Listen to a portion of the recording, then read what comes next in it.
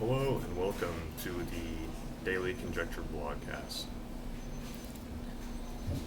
I was having some difficulties yesterday, and it resulted in me not doing my daily post. It was storming and hailing a lot yesterday. The night before that, a little bit this morning, and it's finally died down today. So, get back into the groove of this and try to bust out some more content here. What I have in mind today is continuing the series in just this discussion.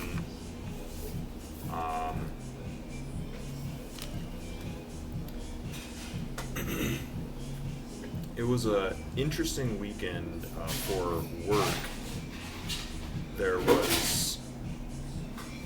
It was very slow at the job I work on the weekends Friday, and ended up getting sent home early. Saturday was slow all day as well. And then Sunday, at the very start of my shift to work in the night, I simply started manifesting just by thoughts. There was no form of actual prayer, meditation, anything like that. Literally just having these thoughts that I want it to get busy. I want it to be a busy night and do well, make good money, and have those same thoughts, projection, that same energy toward others. I wanted it to be busy so that everyone that was working that night would be able to do well and walk out with a little bit of money. So with the best intentions, started having those thoughts at the beginning of my shift, and it ended up picking up, and we ended up basically getting hit all at once, right around 5 o'clock, right around 5 p.m., right around dinner time. Everyone just flocked and came in, and at that point it was starting to rain as well. So everybody just wanted to hurry up and come inside and have dinners before the storm hit. So it ended up turning out well. I often wonder, just me doing my best to have positive energy and a good attitude. I just wonder how that plays out and what results show from that, and how that affects us in our daily lives, and how it affects our relationships, the relations we have with others. And so, just jumping right into today's video, the question for the day, and what I'd like to just share on the thoughts that I have is: are you a good person? Am I a good person? For those of you who haven't seen any of the content that I've been posting so far on this series, every question or everything that I'm proposing as an idea in saying you, if I am, as if I'm speaking to another, for all you viewers out there, I also am asking myself the same thing. I'm also keeping myself in mind to be able to improve in my own life and be a better, smarter individual. So, are you a good person? Am I a good person? So the first thing on the list is your upbringing and your values. So depending on how you were brought up, depending on what belief system you were raised under, and how you incorporate that into your own belief system as time goes on. When you're younger, you're subject to what your parents or whoever your guardian, whoever raises you, believes. Excuse me. And then at some point, as time goes on, you either hold to those beliefs or you fall away from them due to some circumstances or a series of events that cause you to change your beliefs, maybe believe something different, or just completely disagree with the beliefs that you were under during your upbringing. And so from my experience, being raised in a more Christian type of value system, or I say value system, the Christian faith, that belief, and incorporating those types of values that come from some of the teachings that you learn in the Bible, has absolutely contributed to what I believe to be at least a good starting point for just me wanting to be a good person and wanting to have good intentions and good motivations and good goals as well. So the values that I currently hold, although they may be directly contributed to my upbringing, what both my parents wanted to teach me and my siblings, combined with that faith that they instilled in us from a young age, I also have had my own personal experiences throughout my life that have also contributed to how I view life, how I view myself and those around me, how I view the world. And despite being brought up in the Christian faith, I have struggled and kind of gone back and forth multiple times on exactly what I believe in terms of higher power. And so when I say that, at least at this point now, I'm starting to wonder what energies control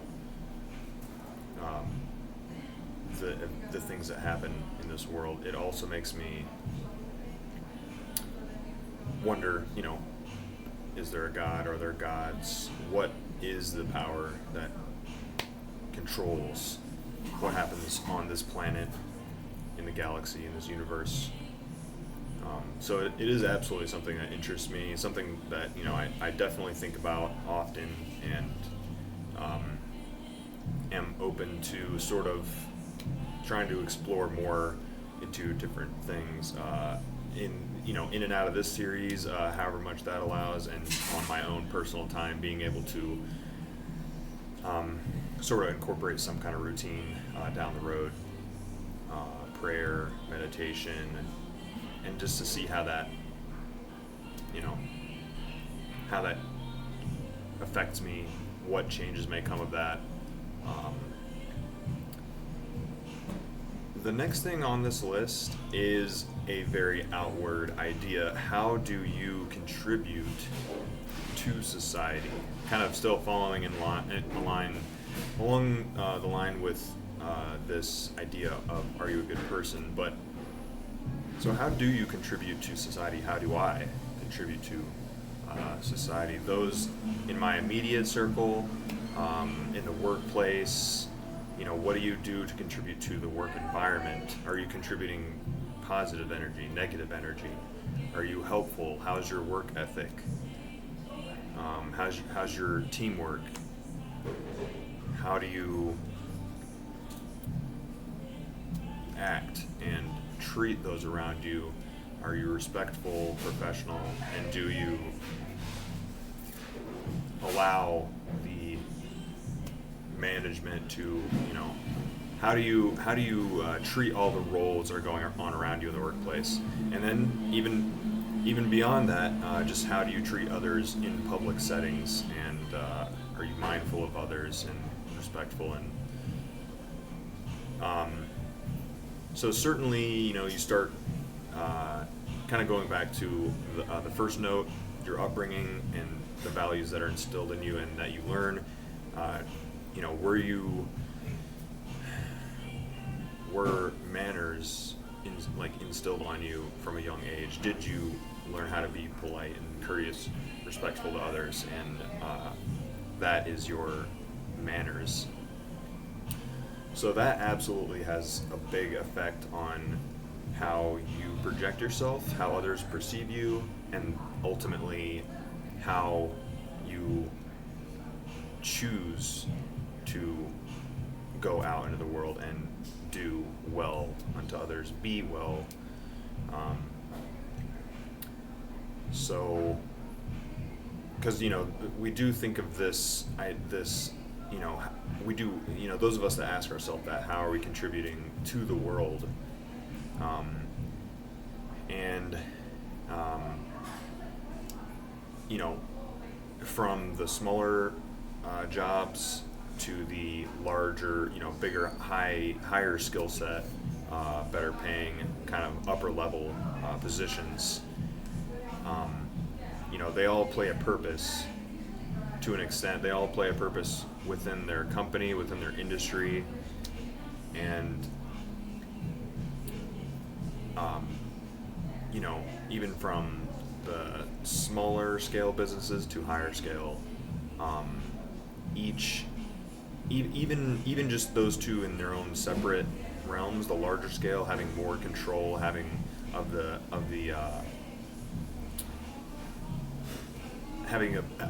bigger hold on the industry versus a smaller scale. They might only have such high volume. Just those, this from the smaller scale to a more local circle, to the larger scale to a more broad, they're able to contribute to their immediate areas, on a smaller scale, larger scale, and that there is, I would think, depending on the consumer side of that, on the customer, the client, the guest, on that, from that perspective, I can see how, one might, let's just say you've been, going to a certain chain or franchise for a certain, you've been going there a certain amount of time to where you know what to expect, and then you might want to try something newer. You might want to go to a smaller business, and then you'll be able to see, you'll be able to get an idea of what that's like, and maybe you'll be able to compare the difference, see does the customer service go up or down, going from large to small or small to large, and kind of make a comparison, and then eventually end up choosing which product you consider to be better quality of product and service, and then eventually choose which one meets your needs more, and you might end up not going to the chain as often. You might find yourself going back to the smaller one more often, because it ended up being a little bit better service, better quality, despite them not having been in business for a long time. I actually was, I did actually have this discussion with one of my guests a few nights ago, and actually it might have been not this past weekend, but it might have been the weekend before that, but and so we were talking specifically about the chain that I currently work for, and how they, so those guests, they had been coming to the restaurant for years. They've gone to multiple different locations, and so in learning about that from their point of view, that they've just been keep coming back because they know that it'll be good every time, which is great. That's amazing. Especially a company that started in 1969, I believe, was the first restaurant that this company opened. So being in business for 50 plus years, and still maintaining that level of customer service, making sure that from the very upper management all the way down to the lowest level of employees, making sure that level of consistency stays intact and stays tight throughout the years is huge. Not losing sight of the dream that the founders have in mind, providing good food, good service, and to create the best dining experience possible. And so far that's why I've continued to stay there. It's fairly straightforward, very pretty good menu, very good selection of wines and other alcohol items, cocktails and beers. And the majority of the people I work with are good, and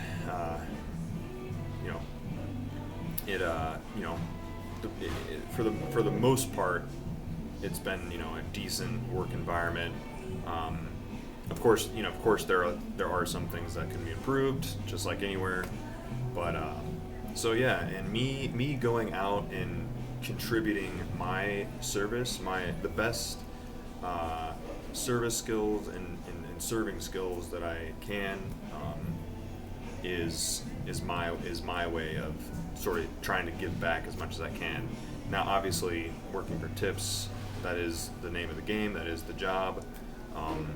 But I try not to let that affect me so much in terms of just my on-the-job mindset.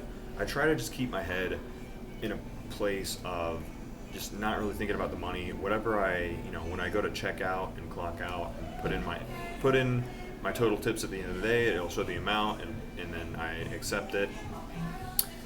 And I just, I try not to let that in itself, as a result, my total tips at the end of the night, be like a direct reflection of the service that I provide. And basically what I mean by that is, I think I'd I'd wanted to kind of get this idea to some other of the servers there, and to others in the past at other jobs as well, to don't let the results, especially when they're not the best results, not getting tipped as much, not feeling very appreciated, or just not getting the reciprocation from, for this example, from the server to the guest, maybe not getting as much feedback from the guest. Not to let that affect how you are serving, or at least not letting it affect your attitude in that way, because the results won't always be the same. You're serving several different tables, different families, different individuals.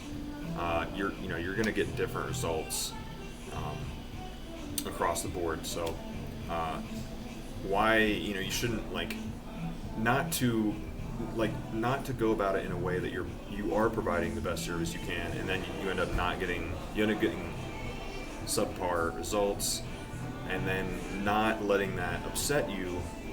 Because if you let that upset you too much, you don't want to start all the way up here with your service, and then not get the results that you want, and then you're just gonna end up lowering your bar, or you don't want to be so extreme to the point where you just lower it completely to the point where you stop caring. You just completely stop providing good quality service. So I like this idea of being in control in a way that enables you to provide good service at all times, be consistent with it, work on it in your own way as a craft, as you're building that skill, so that you know that you're doing the best that you can, having a good attitude, being positive, engaging with the guests in a good, wholesome way. Especially it being like a family restaurant. With this restaurant I work at, this chain, it is a family restaurant. It is expected of you as a server to make sure you're engaging with every guest equally, especially engaging with kids, which can be challenging sometimes. But I enjoy it. I love kids. I love especially when they're younger kids and I'm able to engage with them, and then you see the yeah, it's a little awkward, sure, especially like probably from the kids' point of view. I don't know. I feel like I remember some more awkward moments when I was a kid, like just not being shy, just having to engage with people around me. So, but it's good. It's good experience. Social skills. That's exactly what it is. Building up your communication skills, and it's going to elevate you and give you more confidence, and it's really going to help you down the road, getting into your teen years, graduating, going up to college, and then and then eventually once you're in it for real, and then eventually when you're on your own, move out of your parents' house, move out of the place where you grew up to go start the next part of your life. That is going to be so beneficial to you. It's going to help you in interviews. It's going to help you, filling out applications, and then having your cover letter, making it stand out, being very, increasing your literacy, increasing your vocabulary, to be able to, actually type out and have it be a really, really good, rock solid type of cover letter that you might include with the application. Then you get the interview. Once you have the interview, you present yourself in a professional way, respectful, and again, maybe going into the interview with having done as much research as you can on that industry. Do some research on the company itself that you're applying for. You get the interview, come in. Your interviewer will see that you've tried to do a little bit of research, trying to get a head start on potentially being hired for that position is gonna go a long way. Even if you don't get hired, even if they decide they want to go a different direction, go with somebody else, that at least you're setting yourself up for success in the best way possible by preparing yourself as much as you can, going into whatever you're going for, whether it be a position for work or just going a different direction in your life, will absolutely help a lot. The next one is, we more or less touch base on it. How do you treat others? And then you sort of go like from the smaller circles, which might be yourself, maybe those immediately around you, to larger, medium circle, those in your work, like those your coworkers, maybe roommates, that kind of thing, and then larger, just how you engage with, especially like how you engage with your guests, your clients, and then or potential customers or clients as well. Just going out in a broader sense in just treating others with respect. And something interesting is that I feel like I've heard is that it's not that you actually have to or should necessarily respect everyone. There are those that you don't get along with, that you maybe has a different belief than you, has a different approach, maybe is engaged in something that you don't agree with, they're, treating people in a manner that is helpful doesn't necessarily mean that you actually have to respect those individuals, as you would respect someone that is, a role model to you. Someone that you respect is someone that has earned it, in a way of showing that they are a helpful individual. They care enough to help you understand something in the event that you do butt heads with somebody, and then, depending on the types of individuals that both of those people are, if one of them or either of them has it in their mind to resolve, to try to fix a potential problem, hopefully one of those individuals can start brainstorming and start coming up with some ideas. Maybe we should go about it this way instead, because we've kind of been butting heads this whole time and it hasn't worked out. So maybe we can change our approach to sort of kind of mend our relationship. So yeah, one or both of those individuals in a conflicting situation making that choice to try to move forward in a positive way is super beneficial. And how I'd thought about this too, with the smaller circle, medium circle, and then larger out in the world. But how do you treat yourself? And then from there going, or maybe you say, how do you treat strangers, people that you don't know, just in passing, maybe the homeless, something like that. How do you treat the homeless can say a lot. How you treat your coworkers, your friends, your family, and then your loved ones. Your friends, family, loved ones, right? How you treat your coworkers, and then how you treat yourself, how you treat strangers, random people on the street in passing. It's a lot easier to be nice and be loving and caring and respectful to, your friends, your loved ones, someone you're in a relationship with, partnership, and your family, than it is random people or even coworkers sometimes.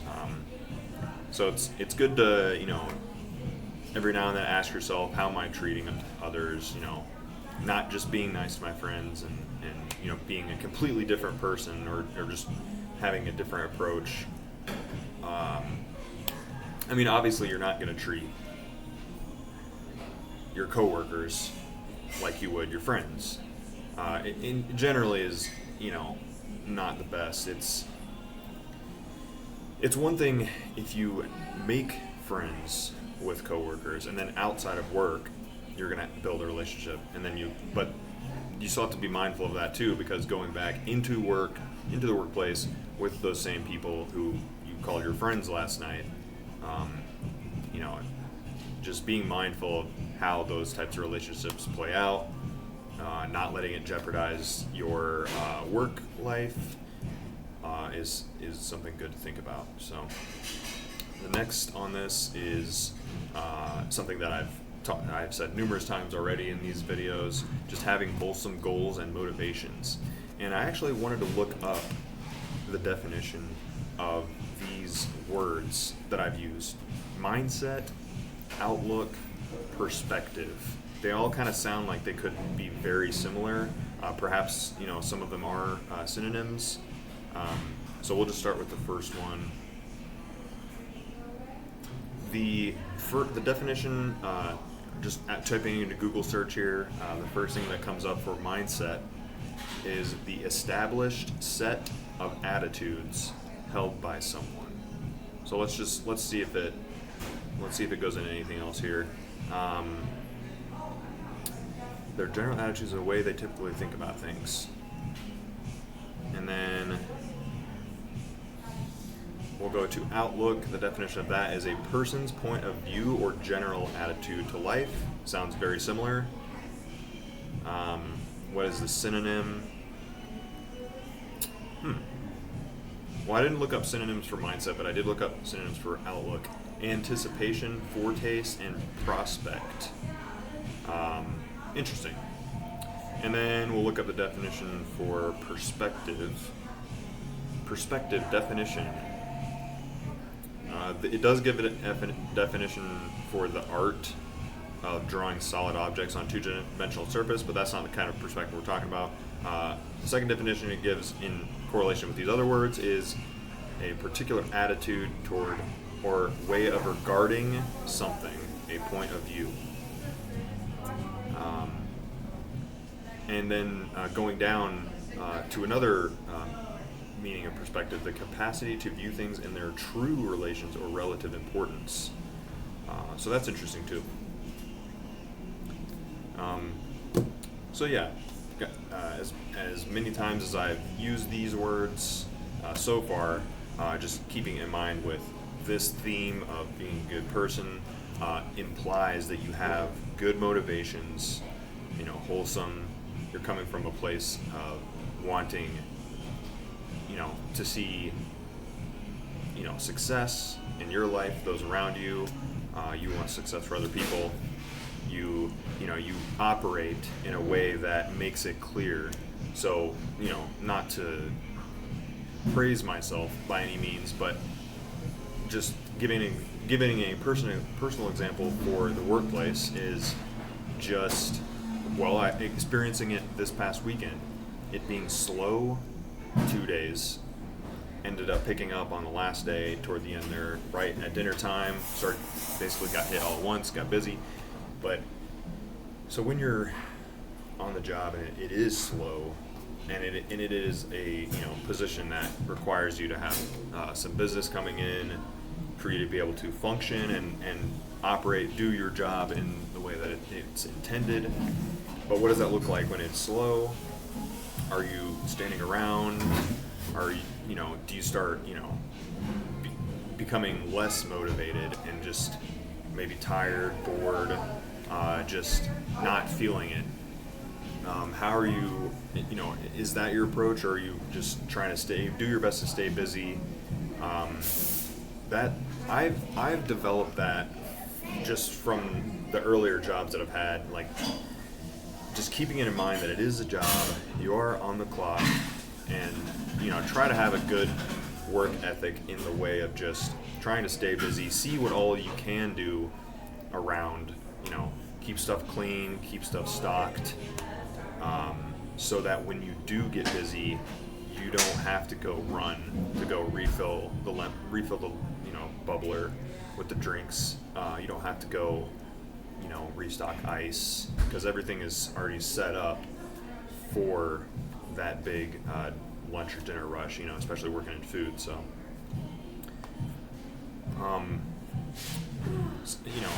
again, the next thing I wrote on here was manners and awareness. The manners of how that's developed and how you were raised, the different values that were instilled on you from a young age, and just being aware. Honestly, being aware that not everybody has those same types of values and manners about them.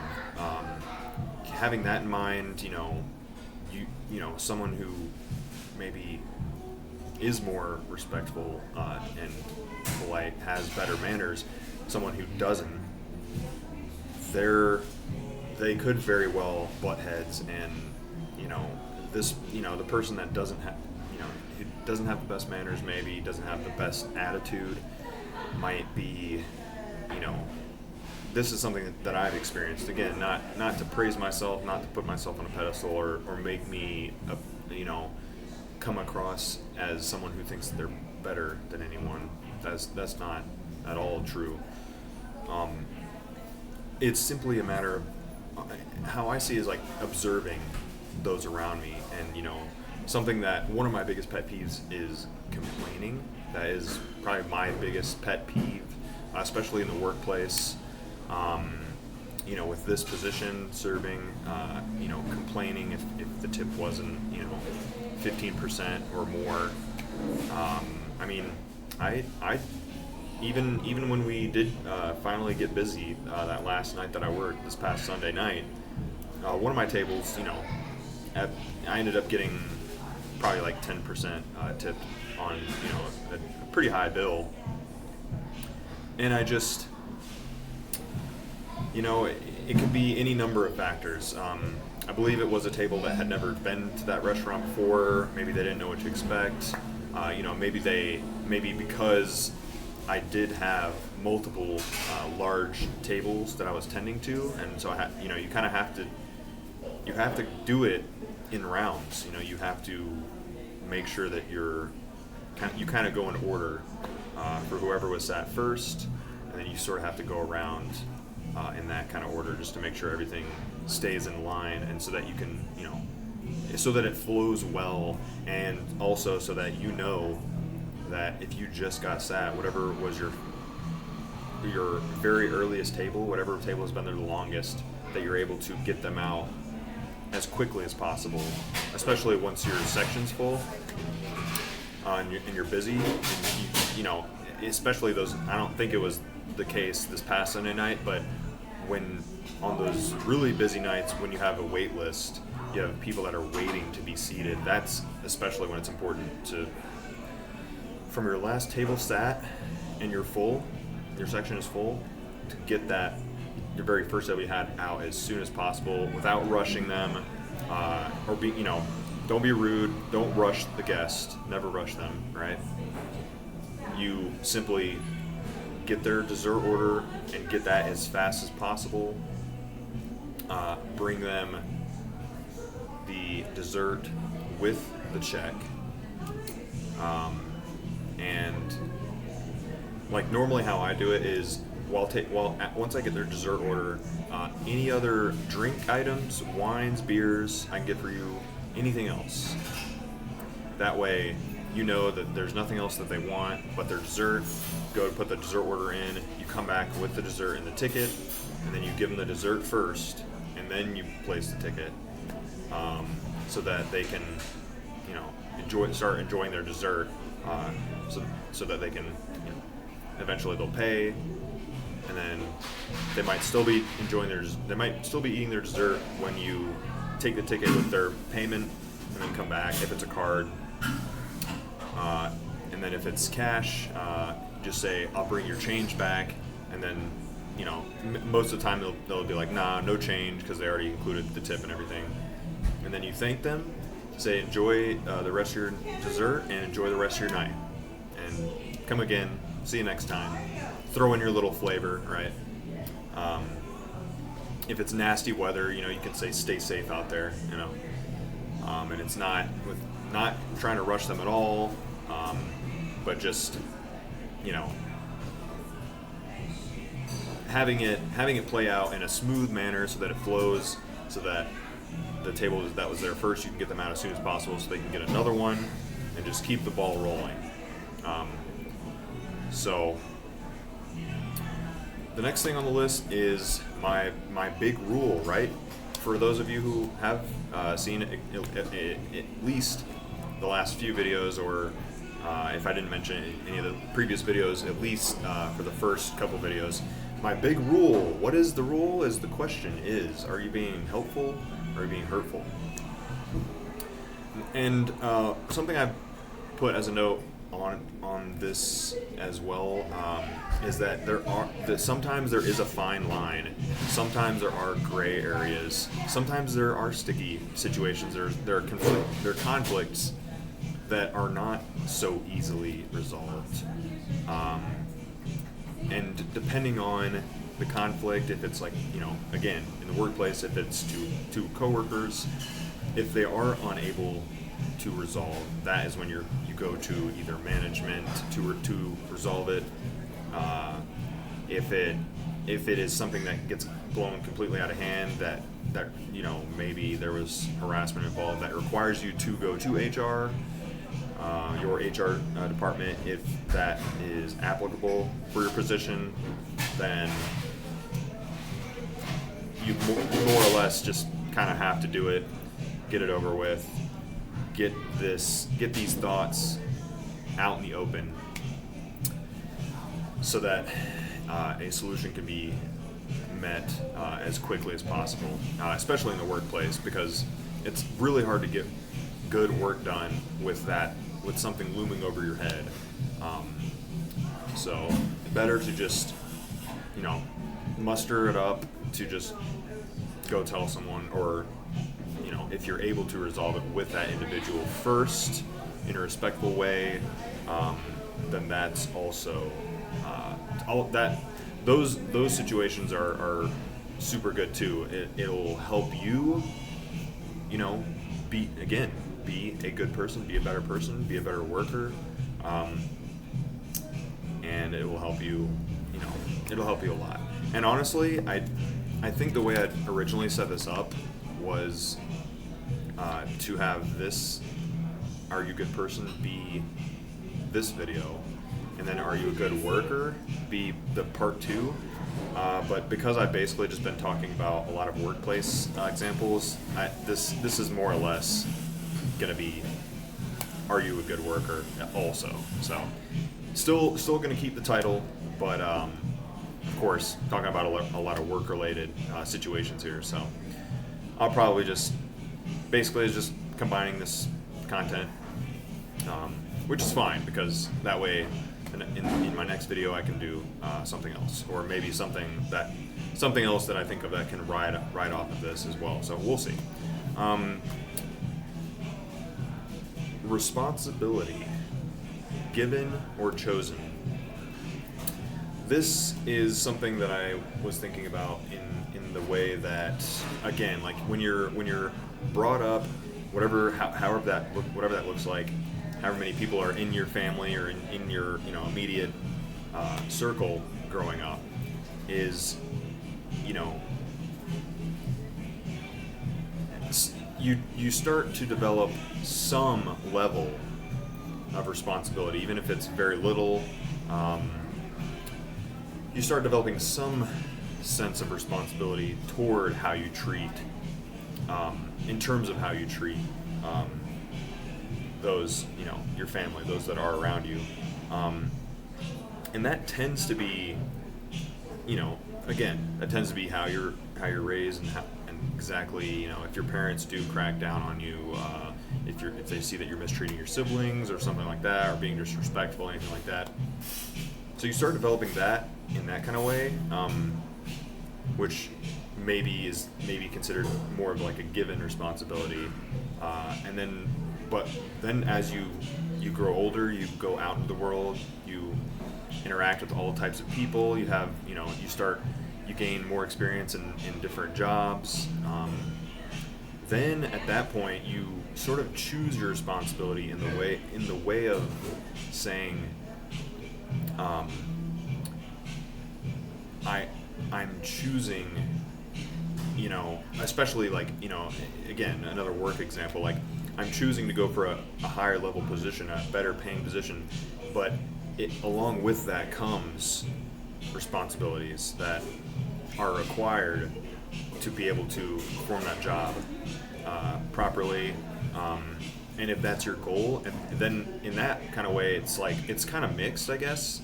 Is like this job comes with these responsibilities, but you're still choosing that because you're choosing to go for that position. You're choosing to elevate yourself. Especially if it's something that you already know that you need to improve on to be able to meet that standard, then you're choosing that.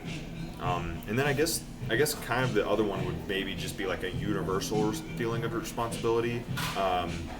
Just as an individual, as a human being on this planet, amongst the 8 billion people on the planet now, I guess.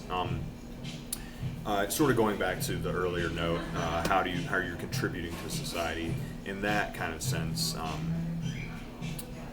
Can you also start to feel like, for those, kind of like how in the last video with the guest I had on the show, Sarah, my friend Sarah, we talked about ambition and the difference in how that looks between maybe just choosing a more simpler life or going toward like a bigger goal that is going to like, it's going to transform you. You're motivating yourself and challenging yourself to shift to a greater goal, essentially. So I think depending on the culture that you're raised, how and the exact upbringing, how much support you had from your family members growing up, or just how much confidence you muster up on your own if you didn't have that much support in your family, with just the choices you make on your own to motivate yourself, elevate yourself. Understanding the extremes. Selfish, codependent, being used, neglect, toxicity. Of course, these are maybe very traumatizing sort of things. So understanding, kind of going back to, how you treat others. Understanding that people have had different experiences. People, some people have this codependent nature about them to where it feels like they're like required to go constantly sort of lean on someone for making decisions, and not in like a marital or like relationship sense, because but even then those two hopefully those two individuals are both on the same level, that they know that they need to stick together, they need to kind of some things, some decisions, bigger decisions that require maybe some thought, some discussion. Maybe the one isn't sure, so they can go to the other one to work it out. So, but so understanding that there are people out there who just, maybe some people have been used by others a lot in their life, and they're just that's caused them to be very like have significantly lower trust to others than maybe they've had previously. Just being neglected, or just experiencing toxic relationships in general. That's gonna really affect how they trust others as well. So, just food for thought in the way of like, from your standpoint, or like from your viewpoint of their, what they could be going through or what their experiences are. You might approach them in asking them like, what's up? Like, what's going through your mind? Are you okay? Or is something troubling you? Right? Something bothering you? And just trying to be helpful in that way. That can go a long way too. I mean, especially in establishing friendships. And then the last thing on here as we close for today's video is the power in teaching and learning. If you have this this question in mind, that is my motto, especially for the series, is helpful or hurt. Are you being helpful or being hurtful? There is great power in being able to teach. There's also great power in being able to learn. Just stop talking. Just for a few moments. If you're trying to understand something, and if that, in the case of like a conflict, if that other individual is trying to explain or trying to like, get you to understand something, then just try to listen to the best you can, and having growing those skills as well in communication skills, social skills, and having it in your mind to like have a conversation with this individual, right? You're not just waiting for them to stop talking so you can talk. You're not just tuning them out, you're not just completely ignoring them, tuning them out just because you don't like them. You butt heads, and you might find that person difficult to be around, But at the same time, you could actually consider it a responsibility, in a way, a civil duty to maybe, instead, if it's someone complaining, and I'm absolutely telling myself this, so don't worry, I'm absolutely trying to eat my own medicine, I suppose. But if someone's doing something that you don't agree with, that you don't necessarily like, you can say, maybe, go about it this way, or like, have you ever thought about it this way? Give them perhaps give them a personal example in your life, or just say, what I try to do personally is this. That really helps me when I'm struggling, when I'm frustrated. So, and so yeah, that is going to conclude today's video, today's vlogcast. Thank you for watching. Hope maybe you learned something. Maybe you just got some juices flowing in your mind. Maybe you got some thoughts on how if you have the desire to be a good person or a better person. And leave a comment below if there's any feedback that you can give me for my approach, or just if you want to share personal experience. Love to know about it. Thank you for watching and listening, and I will see you all in the next post. Thank you.